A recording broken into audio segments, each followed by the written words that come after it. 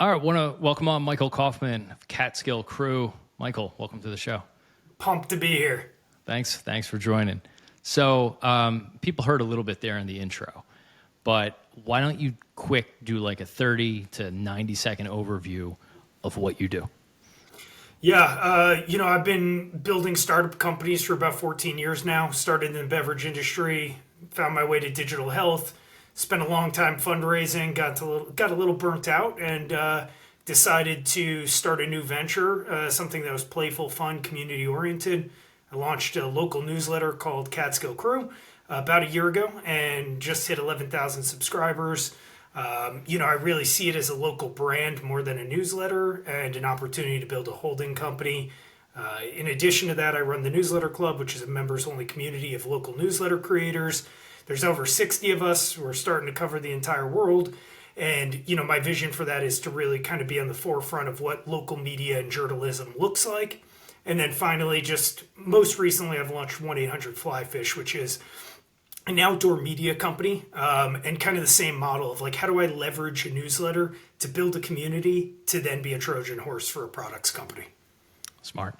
Yeah, and full disclosure, I'm a member of the community, and it's awesome. And the couple weeks I've been a member. How long have you been doing it? How long has it been going on? I started it while I was on a road trip out west in August, and I was firing off invites end of August while going on the back roads of New Mexico, and it quickly grew, closed 20 members, and I was like, wow, this is really incredible. There's a lot of positive energy here. Like, everyone's helping everyone. Now it's 64 members, and there's a nice healthy wait list, so I'm slowly bringing people in. I think where the magic is, as you're probably coming to see now, is there's people who are just getting started. Some folks who've been in the game for 8-10 years, other ones who have exited and now are kind of re-examining what this space looks like. Everyone's learning from everyone. We're compounding knowledge, and it's just exciting. It really is fun. Agreed. All right, so why don't you talk a little bit about specifically what Catskill Crew, or you know what, before you do that, dig in a little bit more. What made you want to get in to this space, the local newsletter game? You touched on your background, but maybe just sort of tie together the thread of where you were, how you got to here, and why you wanted to kind of be in. I mean, media in general is tough. Local media is harder.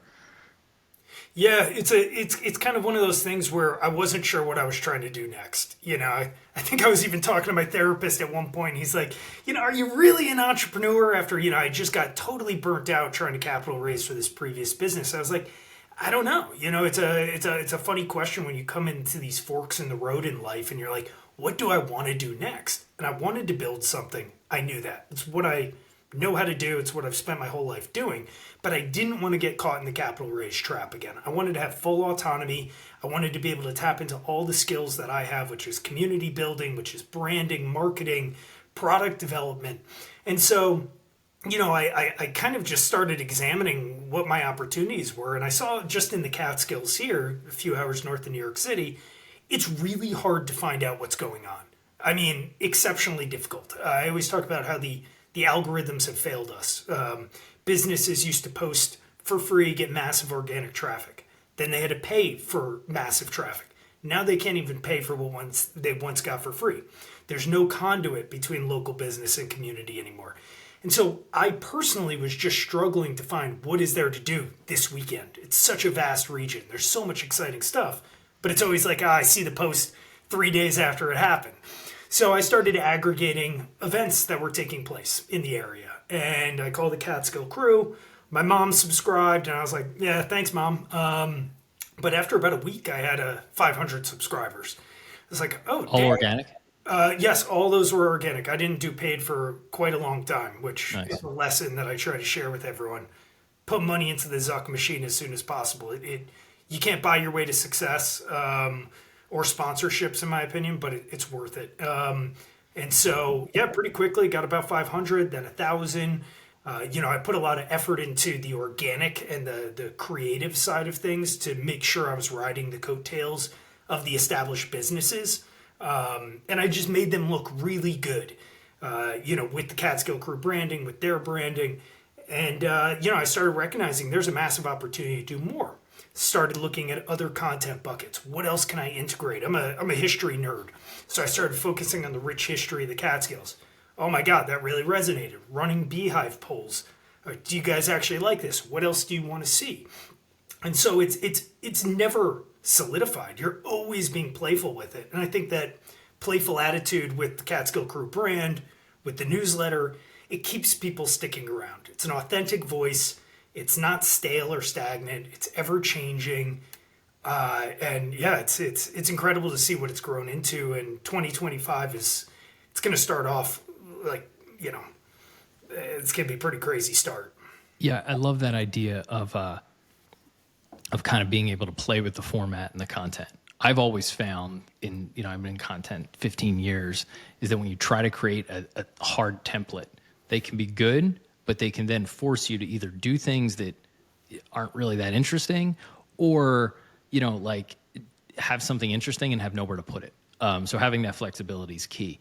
What is the media look like? You said it's hard to find stuff. Like, what is the media situation in Catskills? Like, is there a local newspaper? I'm not super familiar with the area, but like, what is your competition? Yeah, it's probably similar across most geographies, right? Like you have Instagram, you have Facebook groups. Instagram, it's a bunch of the algorithm is ADD, and it's kind of perpetuating those behaviors where you're just scrolling. There's no deep engagement. So, the timeline's screwed up. You're reaching a very small percentage of your overall following.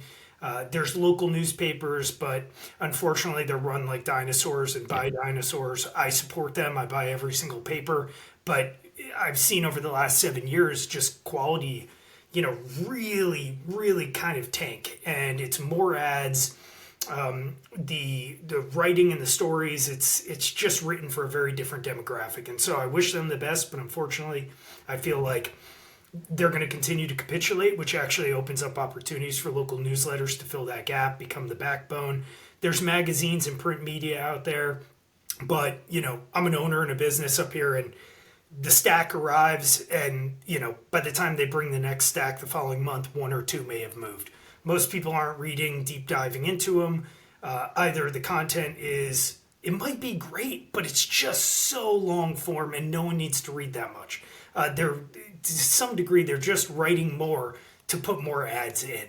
So I think there's nothing that offers such a direct conduit between community and local business, and really ties in the history and I think first and foremost, this is really about deepening the connection with the region. That is my mission. It's about community. It's about bringing people together. And so it's not just about getting the news. I'm throwing events all the time. That's not about the money. It pays pretty well. I've probably done $15,000 in events in the past, 60 days, priming them for 2025. I got one this weekend, one on Monday.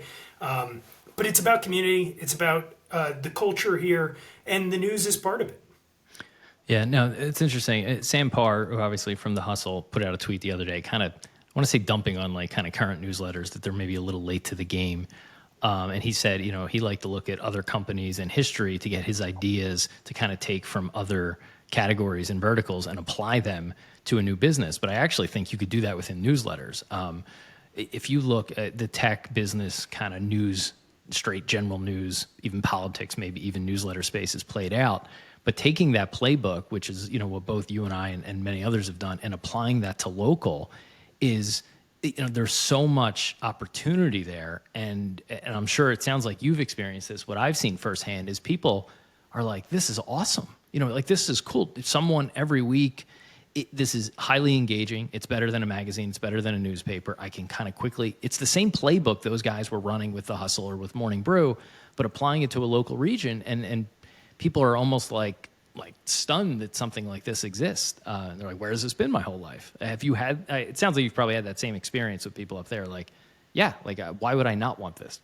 It's the greatest thing in the world. When I throw these events and people come up to me, and it's not just like, man, I've discovered so many amazing places, or I didn't know the history of, bluestone quarries in the Catskills, or bark tanning leather. But what really kind of gets me going is like, I've made so many friends through Catskill Crew. And I'm just like, oh, like that warms my heart, and that's what this is all about. And everything else, like, of course I need to make money off of this, but at the end of the day, your defensive moat is, are you adding value, not just news, but value to people's life?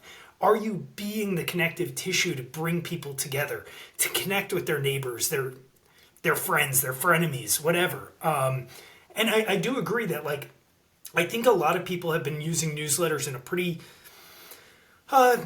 generalized way. And I think there's so many ways we could take this format, and through creativity, you can build something so much bigger. I always say, like, my newsletters are Trojan horses for a much bigger business plan, a much bigger operation I have. And you don't need to know exactly what's over the horizon, but you need to be posturing it, structuring it, uniting that community, engaging that community in a way that builds the trust and authenticity. So when you go to execute that plan on a bigger stage, it's primed and ready. I mean, you can't do surveys and polls and get the insights you want through print media or traditional media. That is such a superpower. A poll and a survey is insane. I don't build anything without running a survey.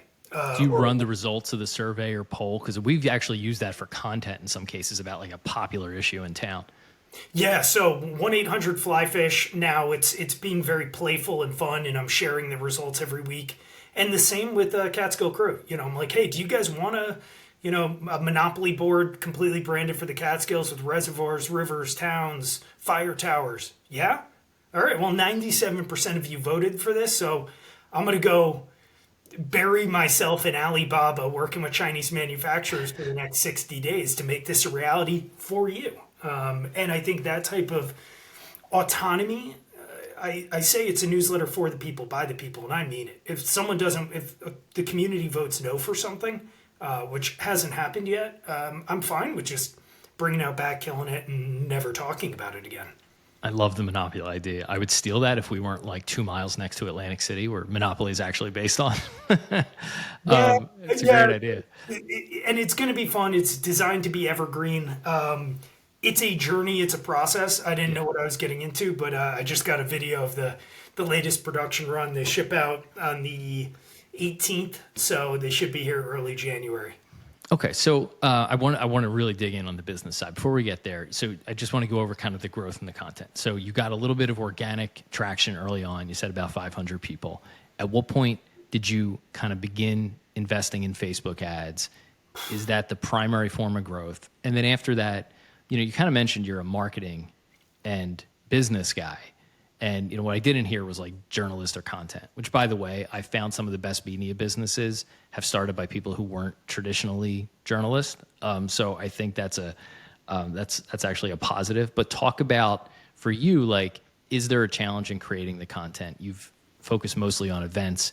Do you do as much news, or is it more events? So talk about the growth and then how you position the content, and then we'll kind of get into the business side.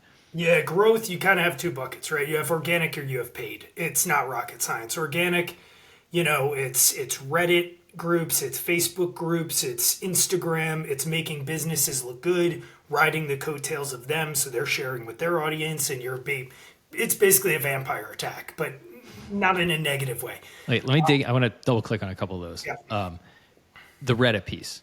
Is it local subreddits? Because I've looked into this. I'm like, man, sometimes it's tough because like you can't always with local newsletter tap into the scale of the internet with something that's local. So talk about the Reddit, and then talk about riding the business coattails, because sometimes you want to leverage a business, but also you eventually want them to pay you for sponsorship. So how do you sort of do that like on-off dance of, hey, I'll promote you and we'll have a relationship, but at some point I might want you to pay for that. Yeah. So Reddit, you go in, you find subreddits in your area, and you deliver value, right? So I post a list of some of the events for the week. Hey, if you guys want the entire list, sign up here. It's totally free. Unsubscribe anytime. And if you want me to get any spots on here that aren't covered, let me know. Some mods might boot you out. Okay, there's nothing you could do about that. A little bit of a headache and a pain in the ass. Spin up your own subreddit. Catskill events or Catskill Crew. Simple as that. And start bringing people over. Now you own that domain. The same tactic can be used in Facebook groups. So that's really kind of the way to play the Reddit game, you kind of got two approaches. Tap into existing markets. If you get pushed out, spin up your own. You will be able to find people, and you can even advertise that quite effectively on Reddit. It's a fairly simple advertising platform. For riding the Do you find you get a lot of subs from Reddit? yeah, and From the ads, from the ads. I don't do too many ads. I've done them with 1-800-FLY-FISH because it's very easy to target a subreddit. But I found my acquisition cost was so low on Facebook, and I'm already spending so much time there that I'm just going to keep my efforts there until that CAC gets a little bit higher, and then I'll shift back over into Reddit and explore kind of this untapped vein. How low are you going on Facebook? How low can we go? How low can you go?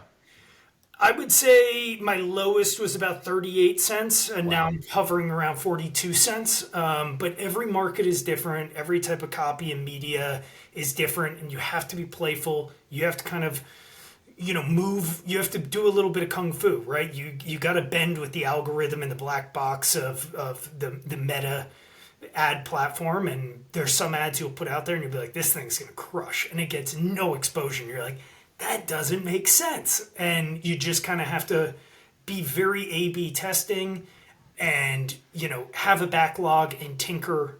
It might be going from static to video. It might be totally different copy or subtle things. No one really knows how that thing works, but when you find something that is running, pump some dollars onto it. So the Catskills. So I imagine there's a lot of people that have second homes there. Yeah. So this is a challenge I've run into is, you could zip code target on Facebook, but sometimes you might want to reach people who aren't there all the time. So I've kind of targeted people who are members of groups or have liked pages related to the town. What sort of targeting do you use? Because it's kind of maybe different than someone's like true local town where it's like all year round residents. Yeah, so I'm hitting all the counties who are up here. So the weekenders who are coming up, they'll see it over the weekend while they're, scrolling Instagram or Facebook. But at the same time, I'm targeting kind of the general vacation, the vacationers locations. So that's Long Island, that's New York City, that's Jersey, that's Western Connecticut. And, it's working right now. And at some point when it starts kind of petering out, I'll spin up a new campaign, duplicate, make sure that the audience isn't being targeted that I already have, and, start playing around again. But in terms of audience itself, I say 22 plus. I don't really add too many demographic requirements there. I let Zuckerberg figure out who the right target is and let him do his thing. So you pretty much just roll 22 plus in these areas, and Facebook will figure out who spends their time in the Catskills. Interesting. Yep. In addition to adding kind of my exclude list, which is downloading my Beehiiv subscribers, kind of scrubbing the list of the inactives, focusing on the actives, uploading that with just the emails and saying, don't target these people. You could also do a lookalike and say, target people like this. So there's a bunch of tactics you could use. Facebook is one of the most complicated systems to really do right. You could do it, but to really do it right, you got to be effective with it. The interface too. The interface gets me. For a company that's like consumer, they've probably thought about every pixel on the consumer facing end to optimize for usability and engagement. And it's like the back end, it makes you want to throw your laptop through the window. I've done it. I've done it a few times. What do you view as kind of your TAM? Like what's your how many people theoretically, if you got every single person subscribed to your newsletter, could you get? Yeah, it's funny. And I won't BS it. I don't know. And I'm not too worried about that overall because I've struggled in the past around before I started deploying capital into ads, it was really about what do I need here? Is it 10,000 true fans, or 1,000 true fans? Sorry, 10,000 would be amazing. It is a quality over quantity. I am very much focused on subscriber LTV. It's not so much about what is my open rate, everything like that. Are people willing to spend money on my products, coming to my events? That's the most important thing. But this is a massive region, 3 hours east to west, 2.5 hours north to south. That's just the locals and weekenders. Then you have New York City folks. So there's an opportunity to niche down into the Catskill Crew brand and create Catskill Crew experiences, bringing people up here, unlocking a whole new opportunity to build a relationship between them and my brand, but also to monetize. I'm not a big fan of traditional monetization overall, ads and sponsors. I'm looking at it from a much larger creative standpoint. Yeah. All right. Yeah. So let's get into that. So you use Facebook a lot for growth. Cost is, under 50 cents per subscriber, which is excellent by any metric. And I think you're probably going to explain why, your LTV, compared to CAC is excellent. Content sounds like mostly events, a little bit of news, a little bit of history. Have that right? Yeah, and I'm always playing around. Like I feature charities and everything like that. And you asked earlier, like, what's my experience in journalism? I was a college intern working at the Boston Globe doing classifieds. I wouldn't call that, a journalistic experience, but I've been telling stories in marketing for 14 years. How do you get someone to care about a brand? How do you get them to understand something super complicated? And actually, like, I was an intern for Jay Walker, who's the founder of Priceline, prolific inventor, 300 plus patents. And the first day at the office, he introduced me to his chief story officer. And I was like, what? It's a great title. I was just like, I was perplexed. I was like, what do you mean? Like, and we had this long discussion around, it doesn't matter how good your team is, how good your product is, how novel anything is. If you can't tell the story and get someone to care, then it doesn't really make a difference. And so I think part of that is how I tell these stories and how I write. It's authentically me. And every time I write, I'm writing as if I'm talking to you. And I keep it casual, I keep it light. And so, I think that's very important. Everyone out there, like, be authentically yourself, because that's what people crave. I think that's so important. I think a lot of people, especially these last couple of years, have really sort of tuned out maybe the classic journalism style. You can still deliver really good information in a professional way, but you don't, everything was, journalism styles were rooted in AP style, which is inverse pyramid, there's a literal reason behind that, which was in newspapers, they would have to cut off the least important part. So you'd have to write in a way that they could just chop any of the bottom paragraphs and nobody would notice. Yeah. And it's not the most engaging format. And to your point about chief story officer, humans are narrative driven people. Everyone likes a story, and even consuming complex information usually requires putting it in a narrative so that people can kind of grasp it. So I love what they were doing there. I love that title, by the way. Yeah, and you mentioned, like, which are the content buckets. Like, yes, it is events first and foremost for me. However, I do try to, like, again, kind of highlight the past and bring it to the future of this area. And it's so rich in history.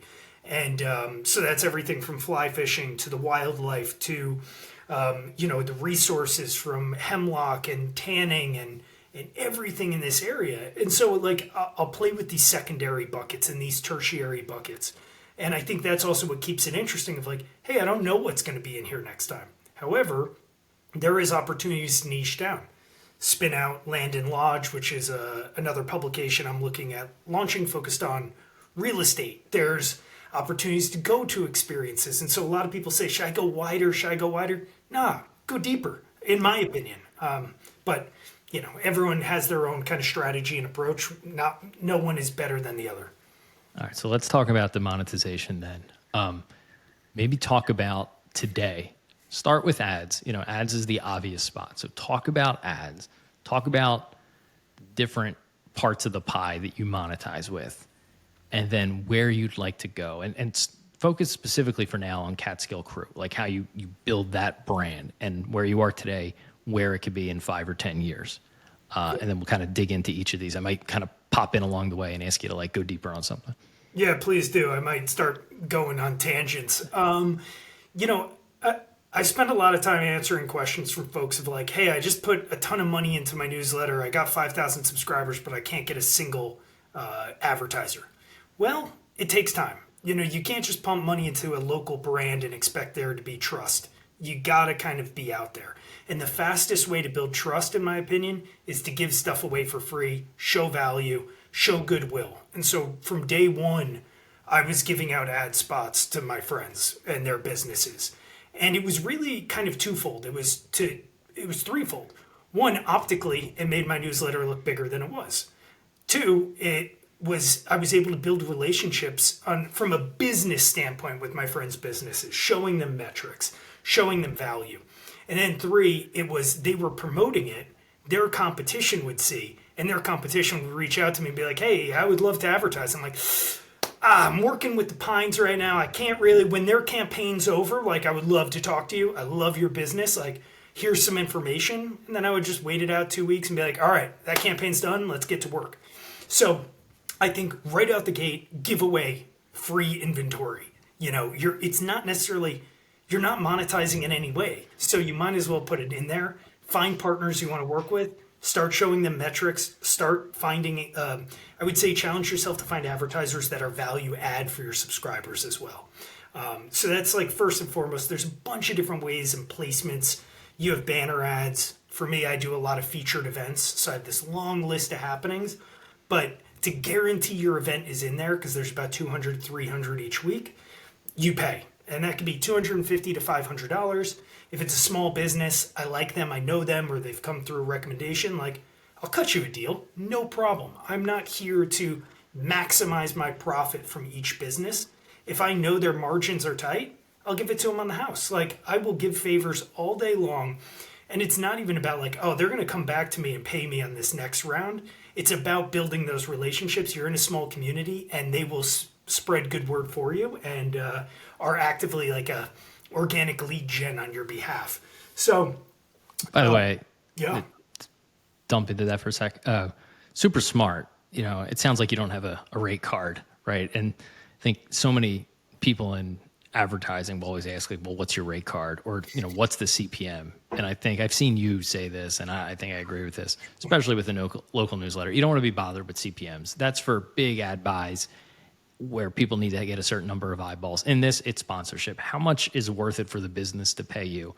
Because the CPMs will never really work. When you have 10 or 20,000 people, which is, kind of the range for most of these, even a good CPM is not maybe going to pay enough for the amount of value you can generate. When you can reach like 60% of a local population with a single email and half of those people will open it, there's a premium to pay for that. Even if it's only $200-$300, that might still be 3x what a good CPM would be. Absolutely. I mean, if I had one bumper sticker to put on my car, it'd be throw your CPMs out the window. I mean, truly, I think it's like, I don't have a rate card. I'm first to admit that. Every business I go to, I send them a partnership kit, which just explains kind of like high level why. What is my competitive advantage?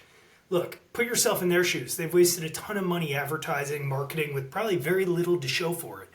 So you got to kind of like get on their level, address that pain point and say, look, no one else is like Catskill Crew. We are the most direct way to reach the customers you want. 10,000, 11,000 locals, weekenders, and vacationers.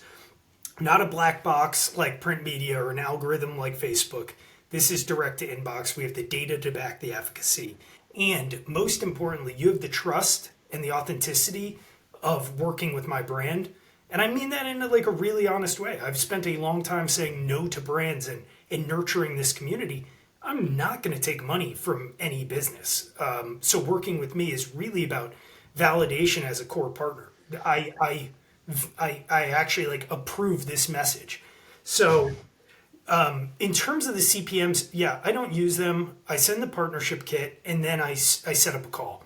If they don't follow up with that, like they're just like, well, what are the rates? I'm like, can't do that. I need to understand who you are, what your goals are. Like, are you a big business or a small business? Because I don't want to like throw out, hey, it's $700 a week. And they're like, whoa, we can only do 200.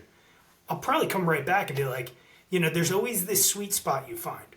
I'll go as low as I can go, but at some point you have to like honor what you've created, and people will try to pull fast ones on you. So it's kind of like, how do I support local, but at the same time, make sure that I'm valuing what I've built and what I've invested in and what I know this can deliver for the business. So an example is I've done collaborative events, and I did the first one, and it was hey, do you guys want happy hour together, like the Catskill Crew community? 95% in favor. Okay, went to a business. Let's do tickets, $20. You get a free drink, 20% off rooms. They sold out. I think they moved 12 rooms on a Tuesday night and did $7,000 over the bar. It was their biggest night ever, and I was like, holy shit! Like, I probably won't be able to do that again. Did another event, another event, another event. Every single one has been a record breaker. I never guarantee this, but I know the chances of a record breaker are tremendous, let alone just the marketing exposure of being on Catskill Crew, the foot traffic through the door. And so Are people paying you, or is the venue paying you, or both? there's a bunch of different ways to cut it up. I would say the majority of them are the venue pays me. I try to really simplify it, and I don't increase those rates too much. On average, it's $1,500 to $2,000, but I have some in the pipeline that are $7,000 events. Wow. And the reason why I don't charge too much, so it's like, and I really promote it for 3 weeks leading up to it. I design posters. I really make it feel special because it's an opportunity, yes, to ride the coattails of these other businesses that I'm working with, but to bring the community together. And at the end of the day, that is the most important thing that could possibly happen. It makes me more than just a newsletter. It makes me, a best friend. And so, yeah, I would say there's a bunch of ways to cut it up. You can charge tickets. There's free events that people attend and the venue pays me. It's a marketing effort, but know your value. And early on, you might not. You might be like, I'm going to throw one of these events. Run it through your audience. Let them vote on what they want. Do they want bingo night? Do they want happy hour? Do they want a foraging experience out in the woods? Let them guide you and then support that effort because you are basically just executing what they want. And it kind of removes a lot of pressure off the operator to do that, to be like, you know what? Yes, of course, we're all nervous every time we hit send, but like, I'm doing what you guys want. And like, we're going to have some fun with this and be light with it. What was your audience size when you had that first event, which is a success? Because I want to maybe give people who have a localized audience what sense, what level they need to be at before they can think about an event. And a quick aside, 14 years ago with my sports website, I thought I had a big website audience. A big website audience is a lot different than even a small newsletter audience. You need very large on the website because the engagement's not as high. Through an event at a bowling alley in Center City, Philadelphia, 3 people showed up. 2 of them were me and my girlfriend. And it was like 4 months in, and I was like, all right, we're not ready for events yet. Now, years later, we had hundreds of people show up, but that will bruise as well. That will leave some bruises. Man, it has to. That hurts. I know. And it's like I was probably sub 1,000. It was March last year. Maybe 1,000 subscribers. Maybe 1,500. I think it was like early March, and I went to a place called Urban Cowboy up here, which is like a trendy Brooklynite mountain bar, restaurant, and hotel. And I was just like, talk to the GM. I was like, hey, what do you think about doing a happy hour here? And he's like, yeah, all right. It's like, you guys definitely don't want to pay me. No, okay.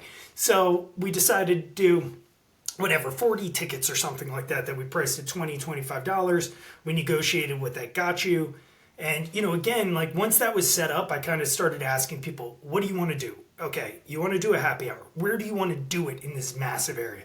You want to do Ulster County. Okay, here it is, 40 tickets, X amount of dollars.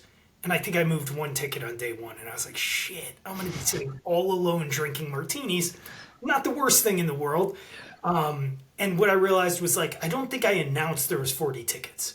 So, okay, number 1, scarcity value. Like, all right, so now I started dropping, all right, there's 30 tickets left. Then on social media, 25 tickets, 20 tickets. And then I started making it very friendly. Come hang out with your friends, neighbors, and, let's have the best time ever in the mountains. And I would say it sold out, and then I sold probably an additional 6 tickets the night of because there was no, everyone could still roll in. But yeah, you could do it at any size. But that is like 4% of your audience showed up to an event, which is, getting a 4% click-through rate is tough. That is insane. And the GM came over to me in the middle of the night, the middle of the party, and he was sweating. And he's like, we were understaffed for this. Because then they started inviting friends in. And then it was like, screw it. Everyone just comes in. Like, you don't get free drinks or anything like that. But like, the bar opened up, and the bar was as deep as it's ever been. And I think the magic for me was like when people said like, this is the best party ever. And it wasn't over-engineered. It wasn't about like having this live music and designing everything right. It was about community, and that's the most important thing. That's awesome. That's awesome. Okay, so your events are a big part of the business now. 100%. You Yep. do them same type of events, happy hour type events. No, all different. So we've done Okay. foraging walks and brewery tastings. We've done, July 4th parties with oyster bars and martini making class. This weekend we have a holiday party, which is, a special drinks menu, a live band. We're going to do a cooking experience and fly fishing experience at a campground over the summer. Just keep it interesting, keep it fun. What is the what is your range of demo, right? So when I imagine the first event you had, people show up and you're like, what does my audience look like? Yeah, Man, woman, old, young. Do you have sort of a sweet spot, or do different events kind of have different mixes? it is everyone. And Nice. that's what lights me up too. Like, we just did a booze cruise on the Hudson River on the oldest passenger vessel out there. And the oldest people were probably about 75-ish. The youngest were probably about 22. There was locals who've been living up there their whole life. And there was, folks from New York City who are, very wealthy who just moved up here and, wanted to start meeting some people. And I think that's where things, really are interesting and exciting for me is the idea that my voice, my writing style, how I operate this business really resonates with this massive audience. And I don't like that's so important to me is to not kind of exclude anyone. That is awesome. Okay, so you got ads, you got the kind of these direct sponsorships, you got the events. You've kind of mentioned using it to create a brand. You said you had a business up there, so maybe touch on that, and then how you plan on using Catskill to create a brand. I know we've kind of talked about, even these service businesses in town could be really interesting, whether that's partnership. Do that, and then we'll get into the real estate piece because I think that's a separate branch off of this same idea. Yeah, cool. So I think like first and foremost, you've built a brand if someone's willing to buy a hat with your logo on it. If you're running a newsletter and someone's buying your hat with a logo on it, you've built a brand. Congrats, good work. And That's a good rule of thumb. I like that. it really is. Chief story officer, buy a hat with your brand. Buy a hat with your logo. You build a brand. You Two built good a brand, takeaways. And Yeah. so I started like really kind of like, hey, does anyone want shirts? Yeah, because I'm going to make one myself. But if like other people want one, cool. I'll make 50 of these. You're polling along the way for all these ideas. Definitely. Yeah, so Every smart. single point. Does anyone want hats? Okay, I'm gonna get them custom made. You guys like these? What colors should we do? I had everyone vote on every single piece of this journey because they feel invested in the outcome and excited about it. And I've done some things in the past which have, in my opinion, failed. I did a piece of art and I've done some like scratch off posters called the Triple Trout, Catskill Triple Trout, which was really well designed. It didn't sell that well. I did an elder buck print, and I was kind of like, does anyone want art? And it was a pretty solid response rate, but it didn't move that well. I still made a profit, but there's some things that just move better than others, and like, don't beat yourself up. And it's also not about selling out instantly. Play the long game. But yeah, I was gonna say like it's to build the brand. I think is the most important thing. And again, I've thought of Catskill Crew as really the validator and distribution vehicle for a holding company. So how do I'm a partner in a fly fishing shop up here, and I think like when you have this platform with 10,000, 11,000 subscribers, like there's no more effective way. I understand the value and I see the value it's generated for local businesses. Like, man, there's only so much upside, so much subscriber LTV, so much money I can make off ads and sponsors. Like the next best piece of that is to own the advertising space and the business that's advertising in there. Now, what businesses do you move forward with is the biggest question. Well, that's where you let your audience guide you again. So you could start asking key questions. Man, I'm having a hard time finding firewood. I live in the Catskills. It's cold as hell. We have wood stoves going all winter long. Cords and cords of wood are coming in. We're chopping it. Finding a reliable individual to bring you wood through the winter, hard to do. And so you could literally just ask a question like, man, I'm having a hard time. Anyone else having a hard time with this thing? and you could be playful with it. Oh shit, a lot of people are having a hard time with this. Okay, well, let me spin up a little lead gen website that's well designed, put an ad in there. I don't even have to say I own it. I actually have not done this yet, but this is how I would run the playbook. And just, okay, Catskill Firewood Company. How many people are actually clicking into it? How many are signing up? Shit, all right, there was 250 clicks and 150 signups. All right, well, do you want to go acquire a firewood business? Do you want to invest in one, or do you want to start one? You have a lot of opportunities there. And obviously that's firewood, there's house cleaning, there's all different services businesses, there's software businesses. But when you own that validation engine, the distribution engine, it's just one of the biggest monetization avenues you can do. I love that. And I love, there's probably two arguments to putting your brand name on it. One is if you know it's good, eventually you want to tie those things together because your brand carries value. But you can put up that firewall early on that if this doesn't work or you don't go down that route or it just doesn't go well, like you don't sour the main brand and you can very easily test. So smart. It's such a I think like a cheat code if you have an audience. We used to sell a lot of apparel at my sports site, and within 5 minutes you knew if you had a good product. And we would poll people, but eventually you just have to make it and put it for sale. And I would tell you, like, if we didn't get a couple of sales within 5 minutes, right, it was like not a good shirt. Yep. And like the quicker you got one, you get that instant validation. And then if it's not a winner, you buy 25 of them and you don't print anymore. And that's it. Interesting. So when you think about businesses, it's like, okay, how can I use the brand, maybe spin up a little bit of lead gen, and then think about partner, acquire, or launch? Are there any of those, before you get to the real estate piece, are there any of those that you've kind of identified early on? And then, maybe as a side question to that, I imagine, you're largely a one-man show on Catskill Crew. If you're not, correct me, but at what point, and this has been a challenge for me, we're kind of running, almost a dozen of these local sites now, and we want to build some of these businesses on the backs, but like you could spread yourself thin, and being in the firewood business, for example, is a much different day than the media business. And how do you kind of scale yourself? And then at what point do you, sort of hire it? You need to hire people to run these businesses. Yeah, so it's just me running Catskill Crew, and my puppy who's sleeping down here snoring. Easy life. I have two VAs who help me with like event identification and aggregation. But I think you nailed it. You only have so much time in the day. So how do you kind of find your way to executing? So let's say hypothetical, we identify that the firewood business is actually killer. We have 1,000 people who've signed up as lead gen. They're willing to pay. They're biting, tooth and nail to be the first customer and get cords delivered. So, then you have the question, well, look, Kyle, it's going to take a ton of money for us to start this thing, to get the gear, to get the knowledge. I don't know how to do it. So like that rules it out right there. And do I want to do that all day long? Probably not. Do you want to do a house cleaning business, a roofing company? Probably not. And so it kind of leaves the option of, do you acquire a business?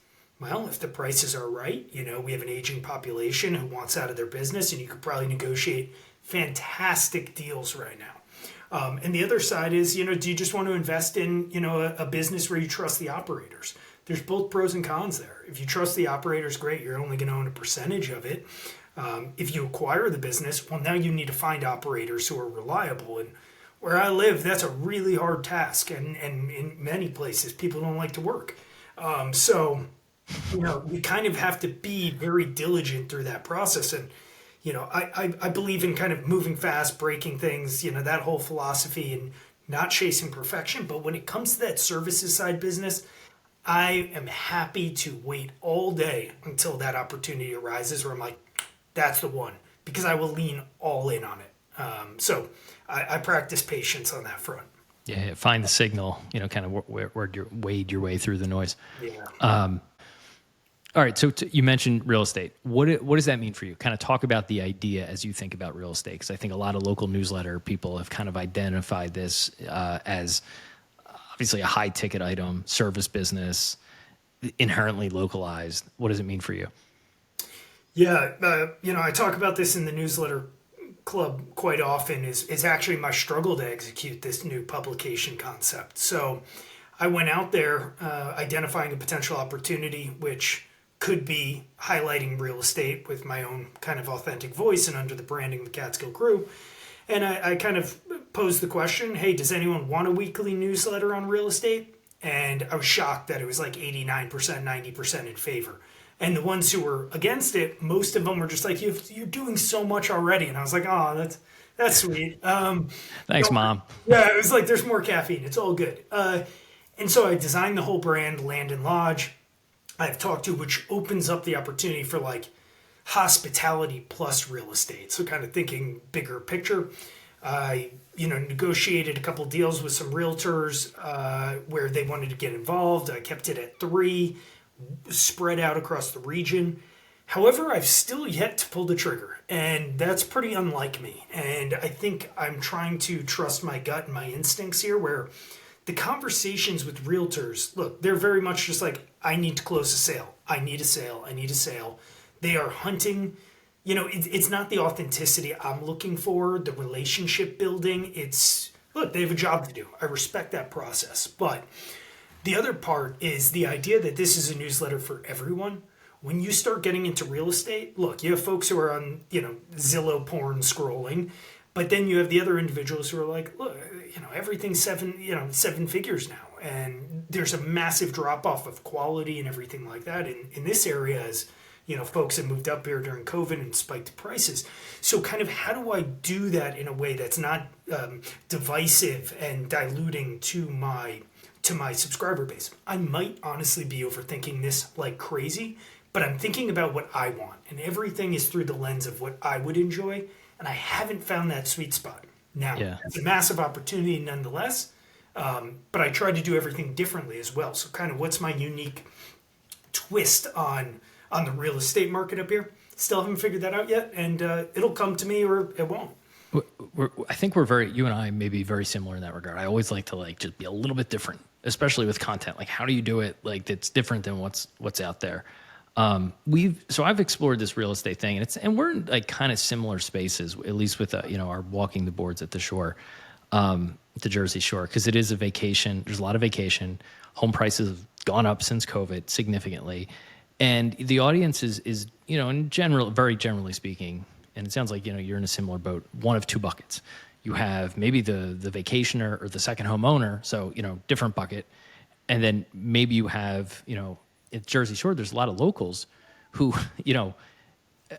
aren't maybe in that income bracket, but because the real estate's gone up, I mean, their homes might be worth significant, substantial, life-changing amounts of money, right? So they actually do have a lot of locals will complain about the value of real estate going up and, people getting priced out, but at the same time, they have a large asset as a result.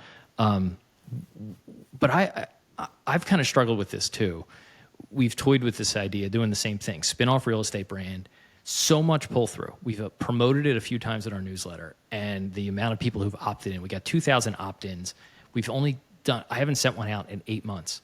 One piece of content that worked was looking at the MLS results. And, these MLS results are very messy.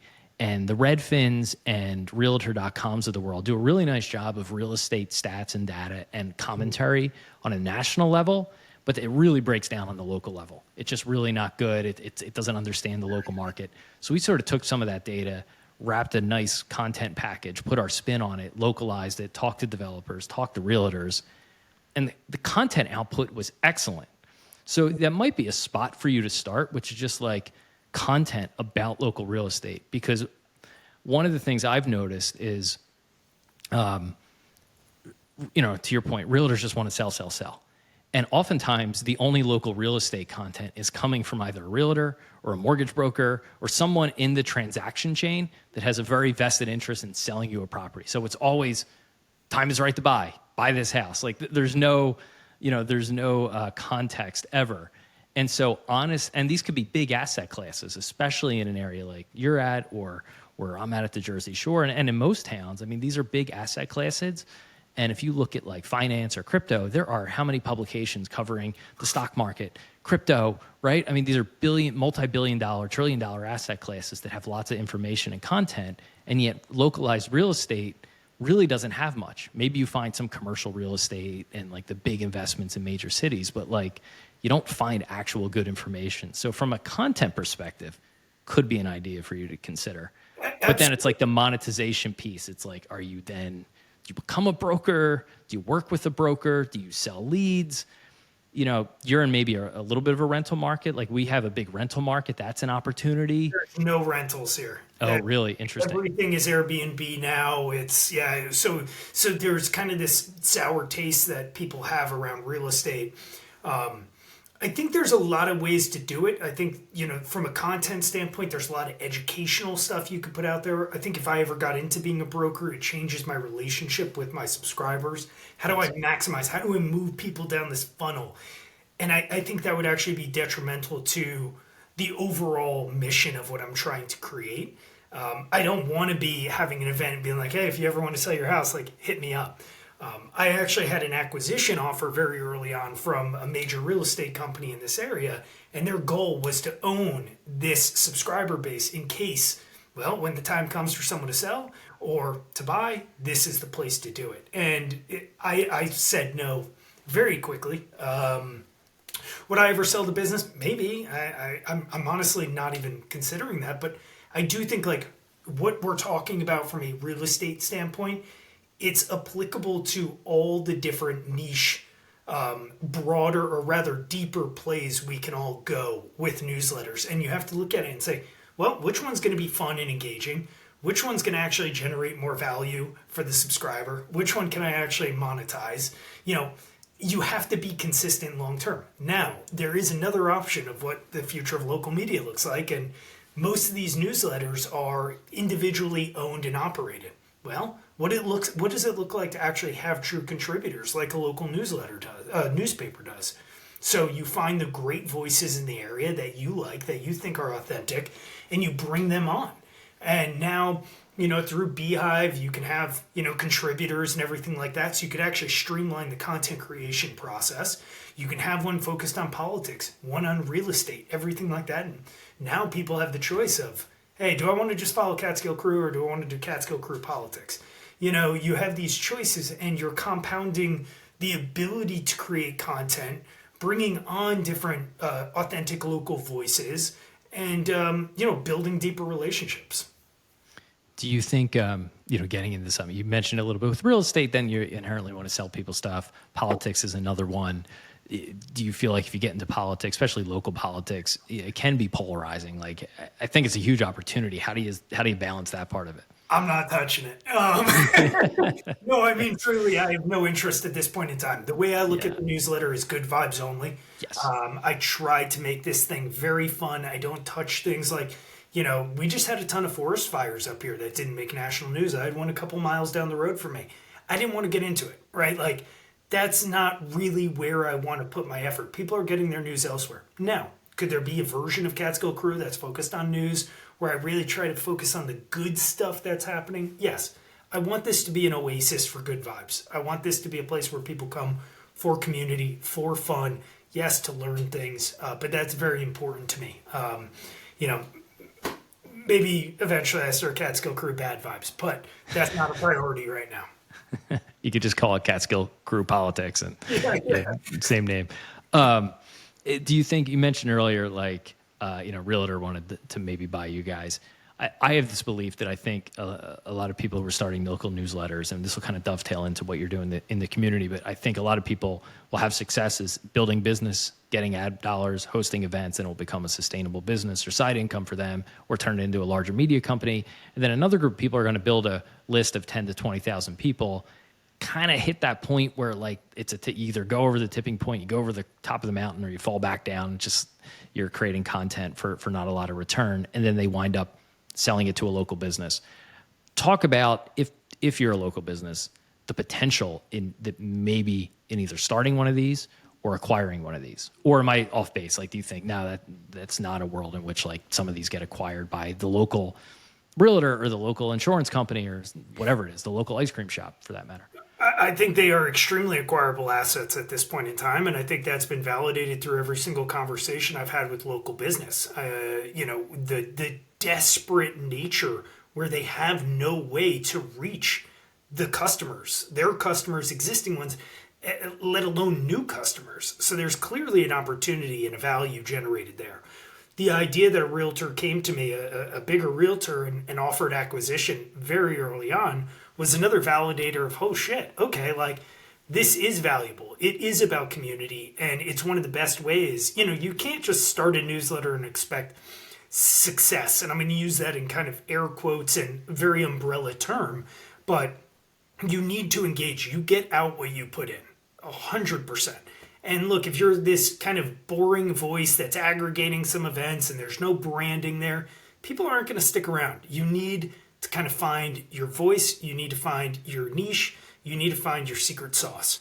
And, that could take so many different forms. But if you're able to do that, you do create this defensive moat. You do create this further value of, if you do want to continue to grow this, launch businesses, you can. If you want people to share, and refer you to other folks, you can. But if you don't have that, it's hard to sell. Then you're just a list. And I think like the value probably gets cut 75% there. If it's not an engaged audience. Yeah, that's a big part of it. There's a lot of people with local lists, and you'll say, what's the open rate? And they'll say 12, 15%, and 3% click rate. And you're like, that's not an audience. That's a list. There's a difference. Yeah. There's a different words. All right, talk about what you're doing in the community. You have the newsletter club, so want to kind of plug that and talk about that. You've done some office hours on X. How do you sort of see yourself? Because this is one of the nice things about this business is there's not a lot of overlap. As long as you don't find the guy who's starting the other Catskill crew, right? You can kind of share these learnings with people, and kind of like both you and I are doing, picking up ideas along the way, and everyone almost by definition has their own territory and isn't going into somebody else's. Yeah. So, basically, to be pretty concise here, I called a friend of mine, Jason, and I was like, dude, I did 10K. This was back in like July or something, or June. I did 10K this month with my local newsletter. He's like, you got to start selling a course. And I'm like, no chance. But I did see the opportunity of like, wow, this is significant opportunities to, it was enough proof that, okay, I'm really building something special here that I could go on to do something much larger. Everyone should be doing this. And so I decided to start this little club, end of August, and people started coming together, and I saw the idea of, this is not competition. We are compounding this knowledge. So, the price increases in the club every 10 spots, small increments. If you can't afford it, I always say, just hit me up anyways. I'm happy to be a resource because I do want everyone to win. I mean that truthfully. And I think it's really fun engaging with everyone and hearing their challenges and sharing whatever I know as well to get them a little further along. So, the club is 64 of us so far, and long wait list, and we're sharing tips and tricks. There's mastermind classes where we're deep diving specific topics, from sponsors to meta ads to nurturing new leads. We have a weekly call.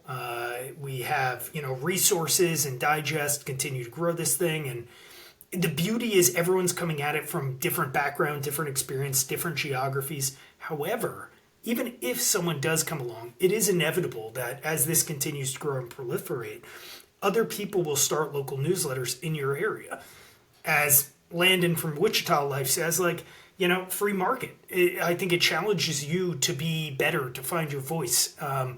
And I don't think there's anything wrong with two newsletters being in an area per se. I also believe that there's opportunities to coexist really like in a symbiotic way where you're addressing this market, I'm addressing this market. I have this voice, you have that voice. You're focused on nightlife, I'm focused on parents.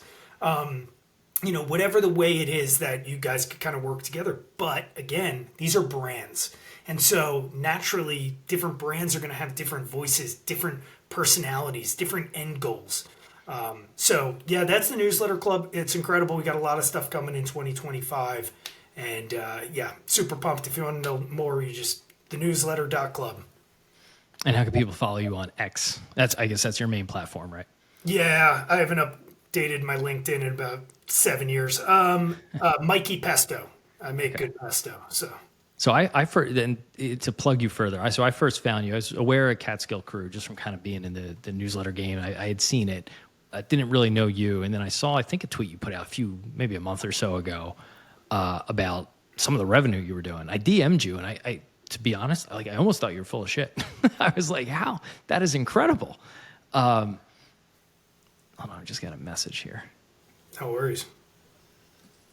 Okay, let's see if make sure we're still recording. Yeah, it was like I can't see your video. Now it says it's okay. Okay. Yeah. Anyway, so I'll restart that. So I'd first come across you, and you'd put out some of your revenue numbers, and frankly, I didn't believe you. Right? I was like, that's crazy. And then you DM me, you're like, no, here's how we're doing it. And then we were talking, and you sent me the link to the newsletter club, which has been awesome. A lot of good ideas, and I try to pop in only a couple times a day, because otherwise, then you don't leave, and it turns into a new Slack chat. So I try to pop in. I know I'll give myself 20 minutes to look around, and then otherwise I get sidetracked. But there's a lot of good stuff in there. So you've done a really nice job at kind of building that group. Yeah, it's been great. And, I think what the future of the club looks like is, again, I'm not chasing perfection. We're going to grow. We're going to hit growing pains. We're going to adjust. This is run by everyone. I'm just kind of supporting and facilitating it all. And in terms of the revenue numbers, I think a lot of people saw those numbers and were like, bullshit. And I would probably say the same thing. However, there is a caveat here, which is look, that there's a lot of stuff in the pipeline that I've been building towards, and it's not always consistent. I say no to advertisers all day long. I'll say no to I'd rather say no to a bad advertiser and give, a small business or a nonprofit a plug, because I'm playing the long game. And there's been months where I'm like, I made $1,000 this month. And January, I have a lot in the pipeline. There's Monopoly boards coming. There's a bunch of events. There's a bunch of sponsors who, their budget was allocated for 2024. So they've lined up, sponsorship spots for 2025. There's more products. There's more merch coming down the pipeline. I'm really leaning into that. And that's been validated through subscriber surveys that they want more drops. So, everything is a limited edition drop. I think that's special. It's fun for me. It's what I would like to participate in. But, I'm the first to admit, I don't put much effort into trad monetization. I know it is there and I could pursue it down the line.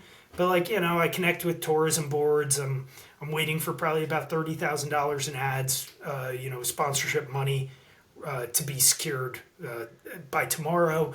So, I kind of ebb and flow with that. And you got to kind of find where your strengths are, where your weaknesses are. And for me, it's really about monetizing the community in fun ways. And then, do you guys know anyone who'd like to sponsor? Don't waste your time with sponsors who aren't serious. If they don't follow up on 2 emails, forget them. Just move forward. You don't have to chase them. There's enough small businesses and high LTV businesses in the area. Be confident in what you're building, and magic will happen. Yeah, I think it's a good point to end on, especially building the brand. If you get the brand strong enough and you have enough reach and engagement, there's always the opportunity. So you don't need to chase it all the time. Awesome. Mike or Michael? I don't care. I haven't figured it out yet. All right, Michael, thanks for joining. And we'll talk soon. Awesome conversation.